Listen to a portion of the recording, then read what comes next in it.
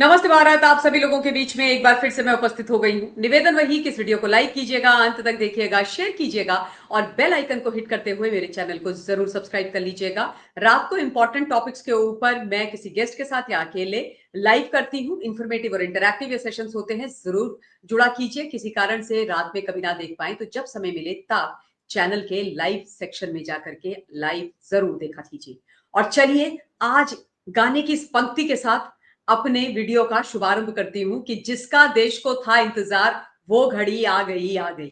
याद है आपको कैश कांड नोट वाले जज साहब माननीय मिलॉर्ड यशवंत वर्मा जी, जिनकी सरकारी कोठी में तुरंत होली के बाद करोड़ों रुपए मिले थे अझले नोट, और उनको बचाने के लिए पूरा जो इकोसिस्टम था वो लग गया था। और इकोसिस्टम के हेड कौन?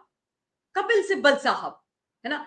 उन जज साहब के अब विदाई की जो बेला है वो आ गई है, यानी उनका फेयरवेल न्यायतंत्र से होने वाला है। उनके इम्पीचमेंट की पूरी तैयारियां तो ऑलरेडी हो चुकी थी, प्रोसेस आज से आरंभ हो गया है।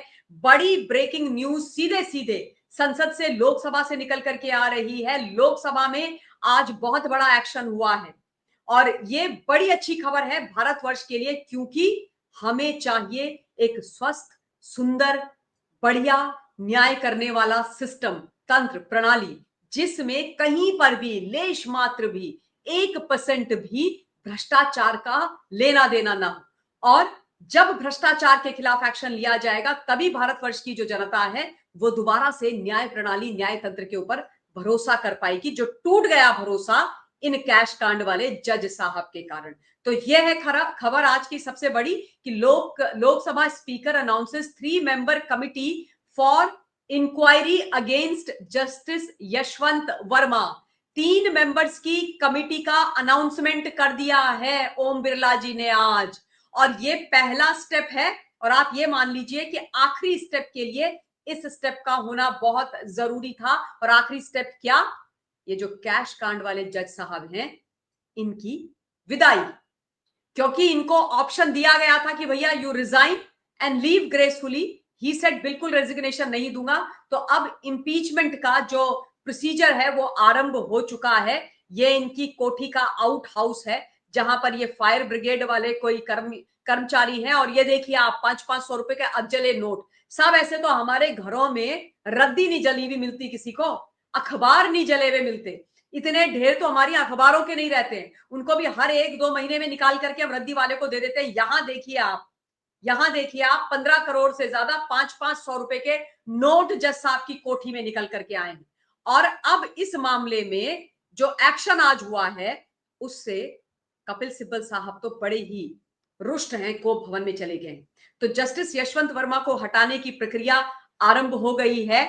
स्पीकर ने महाभियोग प्रस्ताव पर बनाई कमिटी। अब इसमें कौन कौन से नाम है, आई एम श्योर आप सब लोग वो भी जानना चाहते होंगे कि कौन कौन से नाम हैं। लेकिन मैं उसको बताने से पहले आपको एक बार फिर से ये याद दिला देती हूं, जो लोकसभा स्पीकर ने आज सदन को भी बताया कि जस्टिस यशवंत वर्मा के खिलाफ 146 सांसदों द्वारा हस्ताक्षरित महाभियोग प्रस्ताव स्वीकार कर लिया गया है।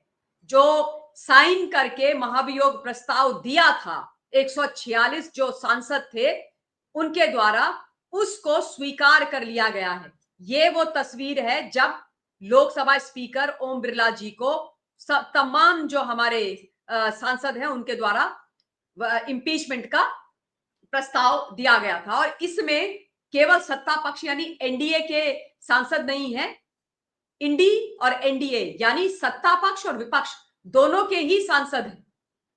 तो 146 लोगों ने दिए हैं साहब। और लोकसभा में इंपीचमेंट लाने के लिए, महाभियोग लाने के लिए किसी भी जज के खिलाफ कितने सांसदों के सिग्नेचर मिनिमम चाहिए होते हैं? मैंने वैसे आपको कई बार बताया, एक बार फिर याद दिला देती हूं, 100 चाहिए होते हैं। और यहां तो साहब 100 से बहुत सारे ऊपर हैं। तो अब ये भी उन्होंने बोल दिया है कि वो जो पूरे का पूरा प्रस्ताव था वो प्रस्ताव स्वीकार कर लिया गया है। और स्वीकार कर लिया गया है उसके बाद ही ये कमेटी बनाई गई है। अब कमेटी में कौन कौन लोग हैं जरा वो भी आप नाम देख लीजिए। ना। इस कमेटी में 3 लोगों को रखा गया है। इनमें सुप्रीम कोर्ट के justice Arvind Kumar, Madras high court के जस्टिस मनिंदर मोहन श्रीवास्तव और कर्नाटक हाई कोर्ट के वरिष्ठ अधिवक्ता बीवी आचार्य हैं। ओम बिरला जी ने कहा कि जस्टिस यशवंत वर्मा को हटाने की प्रक्रिया शुरू होनी चाहिए। संसद भ्रष्टाचार के खिलाफ एकजुट है। हमने महाभियोग प्रस्ताव स्वीकार कर लिया है।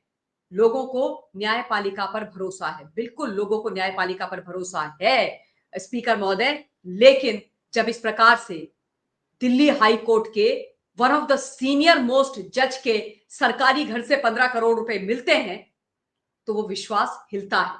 क्योंकि आम जनता जो हमारे जजेस हैं इंक्लूडिंग मी, उनको हम अपने भगवान की तरह मानते हैं। मैं हमेशा बोलती रही हूं कि ईश्वर के अलावा धरती पर 2 ऐसे प्रोफेशनल्स हैं जिनको हम वास्तव में भगवान मानते हैं जब हमें उनकी आवश्यकता होती है, एक जजेस और दूसरे डॉक्टर्स, और दोनों के हाथ में हमारा जीवन होता है। तो डॉक्टर्स और जजेस को निष्पक्ष होना चाहिए, पूरी जिम्मेदारी के साथ उनको जनता के पक्ष में सेवा भाव रख करके अपना कार्य करना चाहिए। और इसलिए कि ये जो विश्वास बना था इतने समय से वो आगे भी बना रहे, जो अभी टूट गया है, उसके लिए ये इंपीचमेंट होना नितांत आवश्यक है। तो ये एक बहुत बड़ा एक्शन आज हो गया है साहब। आज का जो दिन है ये बड़ा बुरा दिन सिद्ध और साबित हो गया है। किसके लिए? वर्मा जी के लिए, जस्टिस वर्मा के लिए। इलाहाबाद हाईकोर्ट के अभी भी जज हैं ये, आप सब लोगों को इस बात की जानकारी तो है ही। तो भाई 12 अगस्त 2025 यानी कि वर्मा जी के विदाई का पहला दिन। तो ये तमाम चीजें आरंभ हो गई हैं। इस मामले में बहुत रैपिड एक्शन होगा, ऐसी खबरें आ रही हैं सत्ता के गलियारों से।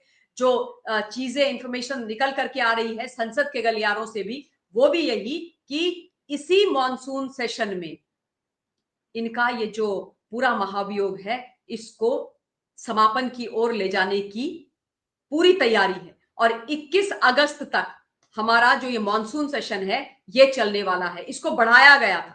तो बहुत सारी महत्वपूर्ण डेवलपमेंट वैसे भी अब इस केस में हो रही है। आप तो जानते ही हैं, मैंने आपको बताया ही था कि जस्टिस यशवंत वर्मा की जो आखिरी उम्मीद थी वो हमारा सुप्रीम कोर्ट था। उन्होंने याचिका डाली थी सुप्रीम कोर्ट में ये कहते हुए कि मुझे जो हटाने की सिफारिश की गई है 3 जजेस की जो कमेटी बनी थी उसके द्वारा और प्रीवियस सीजीआई के द्वारा, वो गलत है, वो असंवैधानिक है और वो नहीं होना चाहिए। तो वो उनकी जो पूरी की पूरी याचिका थी वो भी खारिज कर दी गई थी, उसको भी हटा दिया, मतलब उसको भी हटा दिया गया था। अच्छा, अब मैं आपको यहां पर यह भी बता देती हूं कि यहां पर 146 सदस्यों द्वारा दे दी गई थी पूरी याचिका।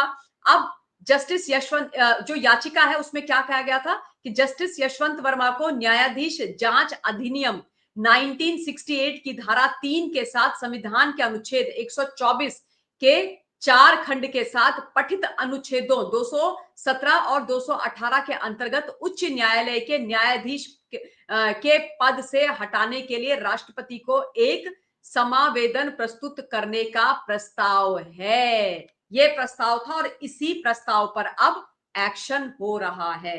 तो ये इंपॉर्टेंट खबर, आज की खबर आप लोगों के बीच में। इस वीडियो के लिए इतना ही। आप लोग अपना पॉइंट ऑफ व्यू कमेंट के माध्यम से मुझ तक पहुंचाइएगा। Take care of yourself.